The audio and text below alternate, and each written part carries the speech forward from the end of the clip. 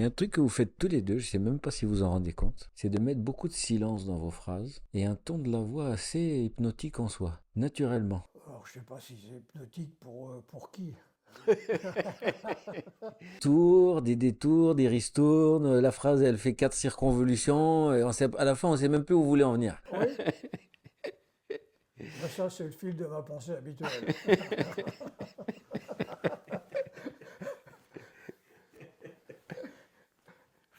Alors il y a aussi, alors voilà, quelque chose à quoi moi je tiens, c'est le fait que cette thérapie, là, cette thérapie qui va peut-être durer une séance, 2 séances, 6 séances, ça peut être thérapie d'étayage. Il y a des gens que je vois de façon épisodique depuis longtemps.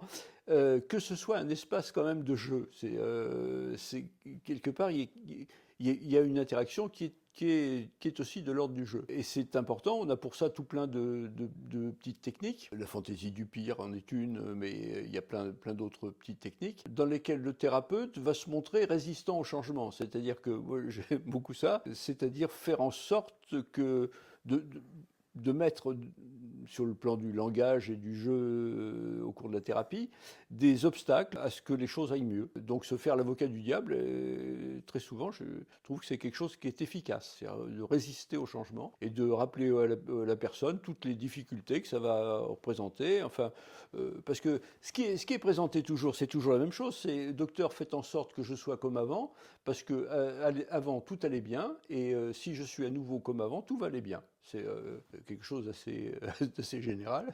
Et donc là, il y a l'espace et la possibilité, au contraire, de résister à tout ça, de dire, oui, enfin bon.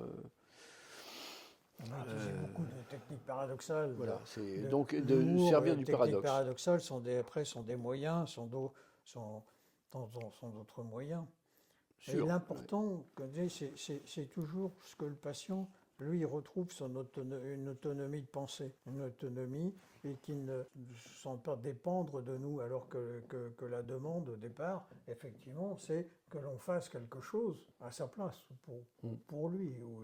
Ce qui est une position médicale, souvent, où il Mm. vient nous voir en tant que médecin, donc elle est normale.